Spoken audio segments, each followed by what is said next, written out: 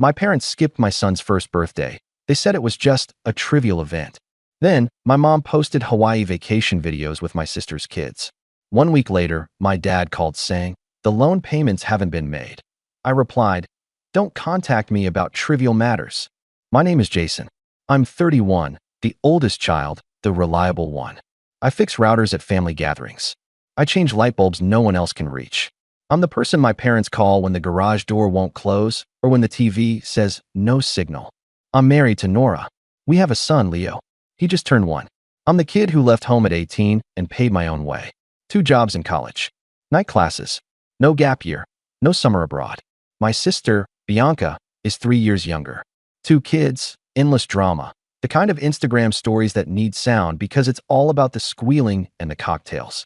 My parents adore her. They don't whisper it. It's built into the way they speak. Your sister's plate is so full, Mom says when Bianca forgets a birthday. She's doing her best, Dad adds when Bianca misses a payment. Nora jokes that I'm the family IT help desk and ATM.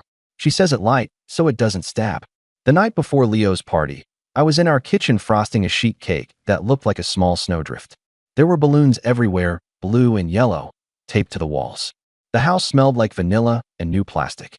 Nora was labeling little jars, puffs, berries, tiny sandwiches, and humming along to a playlist of cheerful songs that made everything feel simpler than it was. My phone buzzed on the counter. Family group chat. Mom. Reminder, tomorrow is what time again? Me. Noon. We said noon. Bianca. We'll see what we can do.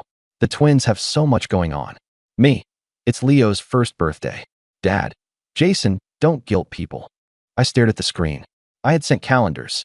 I had mailed a real paper invite because Mom likes how classy that feels. I'd even bought decaf coffee because Bianca said caffeine makes her shaky. Nora squeezed my arm and whispered, "Breathe.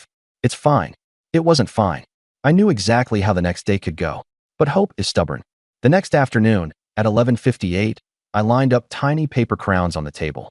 Nora stuck a 1 candle into the snowdrift cake. Our friends were already there with their babies, sleepy and sticky and cute. The doorbell didn't ring. Noon came and went. At 12:17, my phone lit up. Mom. Hi, sweetheart, she said breezy. We're not going to make it. Something came up. What came up? My voice came out flat. A commitment, she said. Don't be dramatic. Bianca chimed in the chat a minute later with a single word. Busy. Nora saw my face and whispered, "Do we still sing?" "We still sing," I said. We sang. Leo clapped, amazed at the candle flame and his own power. I smiled for the phone camera, but my chest felt like a pulled muscle. After everyone left, after the floor was speckled with confetti and mashed banana, after Leo fell asleep on my shoulder, I opened Instagram. Mom had posted a boomerang with palm trees and ocean. Hawaii at last. Family time. Bianca and her kids were in the frame, all sun and matching swimsuits. Mom had tagged a resort. The caption, "Memories that matter." I stared at that sentence until the letters swam. Memories that matter. Not this one. Not Leo's first cake. Not us. Nora leaned against me, quiet. You okay? I swallowed. Sure. That night, after we cleaned up the last smear of frosting and folded the banner back into its creases, my phone rang again. Dad. I let it go to voicemail, then pressed play.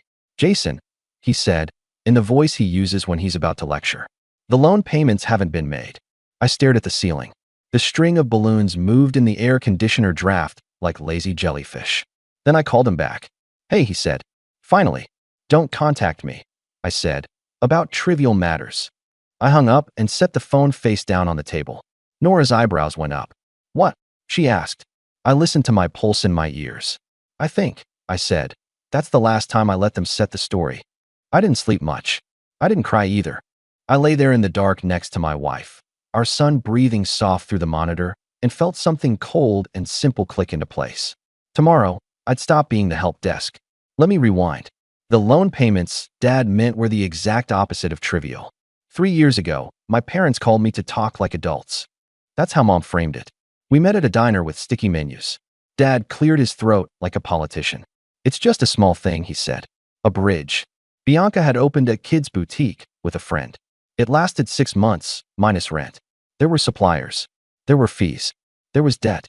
My parents took out a consolidation loan in their names to keep her from drowning. The interest rate was obscene. The bank had offered better terms if there was a co-borrower with stronger credit. Mom touched my hand. You've always been good with money. I said no. I said it 3 times. Then Dad did that thing where he sits back, breathes loud, and says, "We did everything for you." Nora was pregnant then. I kept seeing a crib in my head and a stack of bills on the table. I also saw my 14-year-old self mowing the neighbors' lawns to buy my own track shoes because "we're not made of money" was the house motto. "Just for a year," Mom said. "We'll be diligent." I signed. Not because I believed them, because I believed in ending a conversation that had begun when I was born. The year came and went. Payments were late twice. I covered, telling myself I was protecting my credit. Dad called those months hiccups. Bianca called them attacks, as in, why are interest rates attacking me? Meanwhile, the list of small things I covered got longer. The twins needed a new car seat. I bought it. Dad's alternator died. I paid the mechanic. The Wi-Fi at my parents' house was unfairly slow, so I upgraded their plan and added them to my streaming accounts. Mom said she'd Venmo me next week. She never did. Family takes care of family, she'd say, smiling like she'd just stitched that pillow herself. On paper, it looked like I was doing fine. Project manager salary, stable job, insurance, a 401k I remembered to check. In real life, it was a lot of "we'll catch up next month, we'll buy the nice coffee when layoffs aren't a rumor, and we can skip the weekend trip, we've got the park." Nora never complained. She would tuck a receipt in the drawer and squeeze my hand. Bianca loved to remind me how blessed I was. "You're lucky," she'd say, sipping a massive iced drink in my parents' kitchen. "Some people are struggling." "You mean the people charging lattes to my card?" I said once, not nicely. She rolled her eyes. "You're so intense." When Leo was born, I figured things would shift. The first grandbaby on my side. The first great-grandchild. I pictured casseroles on our porch, the way neighbors do. I pictured Mom's hand in Leo's hair and Dad learning to swaddle. What I got were selfies of Bianca's kids welcoming their little cousin, taken in her house, miles away, while Mom held Leo for exactly 4 minutes and then asked if I could take a look at her iPad because the email moved. Still, I kept making payments. Not because I loved them less, but because I loved my future more, and my credit score was part of that future whether I liked it or not. I automated the loan. I built reminders into my calendar so no one's hiccup torpedoed us. And each time I touched that payment, I felt the same twist in my stomach. Not anger. Resentment's quieter cousin. The one that just sits down in your chair and doesn't leave. 2 months before Leo's birthday, Bianca called me at work like the office was my bedroom and she could just wander in. "Hey," she said, "what color should the twins wear for Mom's early Mother's Day photos? Beachy neutrals or jewel tones?" "Beachy neutrals," I said, because any answer was a trap. "Hey, can you send Mom the date for Leo's party again? She keeps acting surprised when I mention it." Bianca snorted. "You're so needy. It's a baby eating cake. Like, cute, but not a thing." "My son is a thing," I said, and hung up without guilt. That was the tone going into the week. Me begging people who never showed up to please show up to a day I'd remember forever and they'd call cute. The morning of Leo's birthday. Mom texted a heart emoji. No words. Bianca sent a photo of a suitcase with a lei emoji and a caption, "Alahia." Dad didn't say anything until after we cut the cake. He called about the loan. When I said, "Don't contact me about trivial matters," it was the pettiest thing I've ever said. Petty felt good in my mouth. But the truth is, I knew nothing about what would happen next was trivial.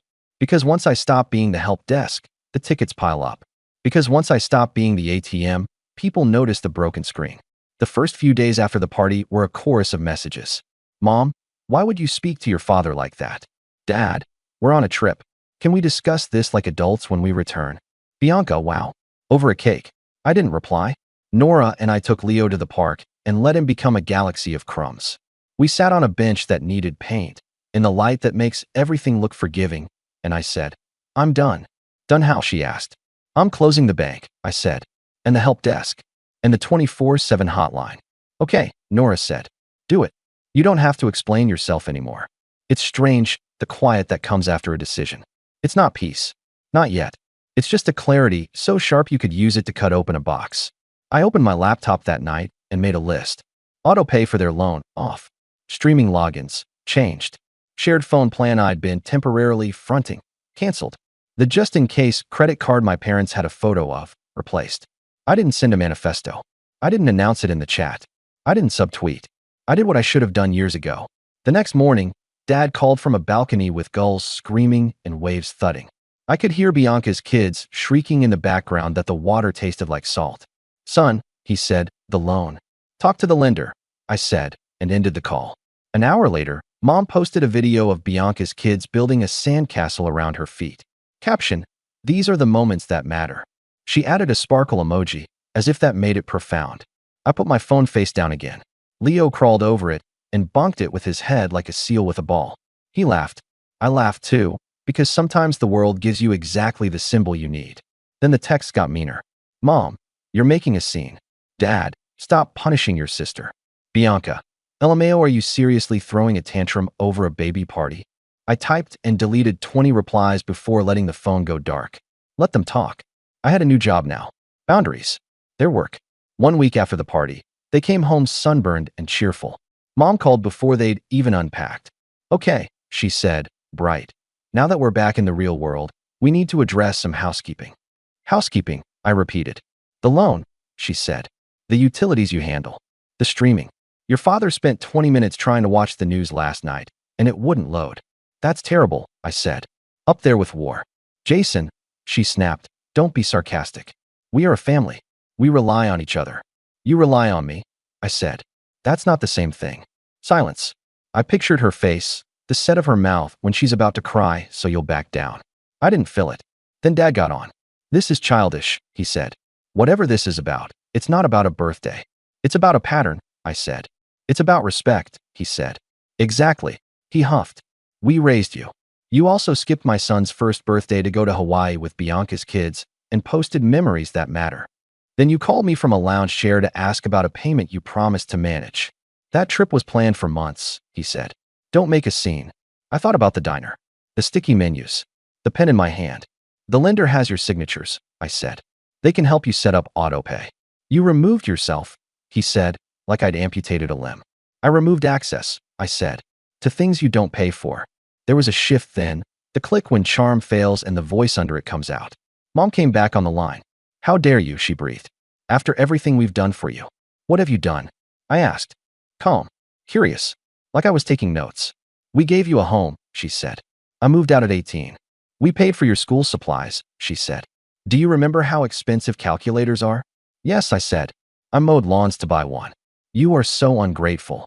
I let that hang, then said, you told me Leo's first birthday was trivial. Then you made a movie about the beach. I never said trivial. Dad cut in. For the record, I said we could discuss this like adults, and you hung up. That is not how adults behave. Here's how adults behave, I said. They pay their debts they take on. They don't use one child to subsidize the other. They show up. And when they can't, they don't call the thing they skipped trivial. Watch your tone, Dad said. I pictured the sheet cake, the candle, the way Leo laughed at the flame, then looked scared, then laughed again because we were there. Nora's hand on my back, steady. I pictured the caption, memories that matter. I said, here's what's going to happen. I'm not handling your bills. I'm not co-borrowing. I'm not your tech support. If you need help, call a professional and pay them. You're being cruel, Mom said. And now the cry finally arrived, the tremor at the edge of each word. What about your sister? She's drowning. She has 2 hands, I said. There's a ladder. I'm not the ladder. Bianca, of course, texted in the middle of the call. Bianca, wow. Sociopath energy. You love money more than family. Me. I love my family more than your excuses. Dad sighed like he was the hero in a tragedy. If you do this, he said, don't come to us when you need something. I won't, I said. Then I hung up, put my phone in the drawer where we keep tape and batteries, and went to the living room where Nora and Leo were building a tower with soft blocks. Leo knocked it over with his little palm and gasped at his own power. I sat on the rug and laughed until I felt it in my ribs. 10 minutes later, my phone, ignored in the drawer, began to fill with new messages. I let them collect like dust. By dinner, the group chat had moved from guilt to threats to insults, and back to guilt. I cooked, Nora chopped, Leo smeared peas on his tray. I felt something I hadn't felt in years. My life, small and bright, fitting in my hands. Breaking isn't always a bang. Sometimes it's a gentle click, a door you close that used to be stuck. And when it closes, the house finally gets quiet. The quiet lasted less than 2 days. On Tuesday, Dad left a voicemail saying the lender won't talk to me without you. That was false and also not my problem. On Wednesday, Mom posted a screenshot of a Bible verse on Facebook about honor thy father and mother and tagged me. which is a sentence that should be laughed at in a courtroom. On Thursday, Bianca texted Nora because she couldn't get a reaction out of me. Bianca to Nora. Hey girl, can you talk some sense into your husband? He's ruining the family. Nora, queen of soft knives, wrote back. Please don't involve me in financial conversations that aren't mine. Bianca, wow. Brainwashed. Nora, boundaried. Meanwhile, I did things no one applauds because they look like chores. I called the lender, explained I would no longer be a payee, and requested, in writing, that all communication regarding the loan go to the listed borrowers. The rep said, "Are you sure?" in that tone like I might be leaving a cult. I'm sure, I said. I drafted a simple email to my parents. No insults, no poetry. 3 bullet points. Effective today, I am not managing your bills. Please do not contact me about passwords, streaming, or tech issues. For future plans with Leo, give us dates. If we are available, we will confirm. I ended it with, I love you. I am prioritizing my family, my wife, and my son. Mom replied with a novel, then forwarded it to half the extended family. Dad sent 3 lines. Understood. Disappointed. Call me. I didn't. The next week was messy. I woke up each day with a little knot where my stomach used to be. I kept checking our accounts like I expected numbers to abandon me. Every time my phone buzzed, my shoulders went up. Then life did what it does when you let go of a weight you thought you needed to carry. It rushed in. Work got easier. Not because the tasks changed, but because the constant background noise was gone. I wasn't troubleshooting someone else's Wi-Fi while trying to present a roadmap. I wasn't scanning my inbox for a loan due while writing status updates. I had mental RAM again. Nora noticed first. You're humming, she said one night while we folded Leo's laundry. I hum. You didn't for a long time. Leo took 2 steps that week, then 3, then 5 like he was chasing joy down the hallway. We clapped like fools. I texted the video to the grandparents because I am not a monster. Mom responded with a heart and, wish we could have been there in person, smiley face, as if she'd been invited to the event by fate and missed her flight. I refused to bite. Bianca tried a new tactic, pity. Bianca, the twins keep asking why Uncle Jay doesn't come around. Me. Tell them the truth. Uncle Jay's at home with Leo. Bianca, I don't want them to think you hate us. Me. Then stop giving them reasons to think that. There were other small wins. I changed the last of the streaming passwords and got a text from Dad. Can't watch the news. I wrote back, try a newspaper. Nora laughed for a full minute. You're spicy, she said. I'm learning. Then the big thing happened. Not court. Not a fight in a driveway. Just a bank decision. The lender sent a letter saying, due to payment irregularities, the loan was going to collections unless the past due amount was paid by the end of the month. It felt like watching a train I'd been dragging with my body finally roll past me and keep going. I didn't celebrate. I didn't cheer. I took a photo of the letter and saved it in a folder called Records. 2 days later, Dad called and left a voicemail more tired than angry. Jason, he said, we're in a mess. I need your help to get us out of it. I sat with that sentence. The man who once told me at 13 to figure it out when my bike chain broke was asking me to fix the thing he broke on purpose. I listened to the message twice, then called Nora into the kitchen and played it again out loud. What do? I asked. Nora wiped her hands and met my eyes. What you said you'd do? You hold your boundary, and you offer the same advice you'd give a stranger. I called Dad back. He answered on the first ring, like he'd been holding the phone. Okay, I said. Here's my advice. Call the lender. Ask for a hardship plan. Sell the second car if you need to. Cut the extended cable. Call a credit counselor. This is all solvable. But I'm not making a single payment. Not one. You'd watch your parents drown? He asked. You are in the shallow end, I said. There's a ladder. Use it. He was quiet a long time. Then, we raised you to be kind. You raised me to be useful, I said. I'm kind now. To my kid. To my wife. To myself. He hung up softly. That hurt worse than any shout. I stood in the dead air and let it sting. The next day, Mom texted a photo of Leo's birthday gift, a tiny Hawaiian shirt with pineapples. No note. Just the shirt on their kitchen table, the one with the burn mark from Bianca's candle 3 Christmases ago. I typed thanks and sent it. Then I put the shirt in Leo's drawer. He'd wear it on a day he was covered in marinara, and we needed something we didn't mind ruining. A week later, something unexpected happened. Bianca called me crying. Not actress crying. The kind where the words come out in little pieces. They cut our hours, she said. Childcare is a mess. I don't know what to do. Old me would have opened my wallet like a reflex. Nimi took a breath. I'm sorry, I said. That's hard. What am I supposed to tell the twins? She asked. The truth, I said. That money is tight right now. That grown-ups make a plan. That you're going to talk to a counselor and a budget person. I can send you some resources. I can watch the twins one evening so you can do interviews. I can't pay your bills. You're really going to let me fall, she whispered. I'm going to let you walk, I said. It feels like falling at first. She hung up. She didn't text after. I stood in the kitchen, palms flat on the cool counter, feeling both heartbroken and weirdly light. It's possible to love someone and refuse to be their soft landing.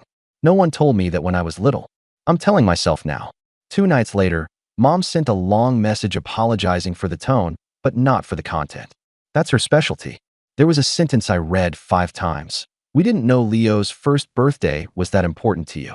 I laughed then, alone at the sink. I laughed until the laugh turned into a cough. I took a screenshot, saved it in records, and wrote back. Tell me which milestones matter to you, and I'll let you know if we're available. It felt like throwing a rope across a river and not tying it to my own waist. We didn't see them for a month. The house was quiet in a way that buzzed. We made new rituals. Friday pancakes, Sunday walks, Tuesday library story time where Leo tried to eat a bored book with a bear on it. And I let him because childhood is edible. On a random Thursday, I got a short text from Dad. Got on a plan with the bank. We'll be okay. I stared at it, relief and sadness washing through me at the same time. They would be okay. We were already okay. Those truths didn't have to fight each other. That weekend, Mom asked if they could come by with a small gift for Leo and talk. I said yes, with rules. 1 hour. No loan talk. No Bianca drama. If the conversation went sideways, I'd end it. They came with a wooden truck and a pie from the grocery store. Mom's smile was the one she uses for church people. Dad looked smaller, but also clearer in the eyes. He sat on the floor and rolled the truck to Leo, who laughed like bells. Mom tried to tell a story about the cutest thing the twins did at the resort, and then stopped herself mid-sentence. That shocked me more than the ocean photo. We talked about nothing. Weather. Work. The tomato plant on our porch that refuses to die. When they left, Mom hugged me like she was testing my edges. You're a good father, she whispered. I didn't cry until the door closed. Not because I believed she'd changed. Because I've wanted to hear those words since before I knew the shape they would take inside me. We are not healed. We are not a movie. But the house is quiet in the right places now. Bianca texted that she found part-time work at a different company. I sent a thumbs up. She sent a photo of the twins painting and added, if you ever want them to babysit when they're older, too bad. Then a smiley face. I wrote, we'll see. I sleep better. Nora sleeps without checking her phone for midnight family fires. Leo sleeps like a small god who trusts the world is held. Sometimes, late at night, I scroll back to that caption, memories that matter. I don't hate it anymore. I just disagree about the meaning. This is the memory that matters. A house where my kid's birthday is not a footnote. A kitchen where trivial means the burnt pancake we laugh about. A boundary that held.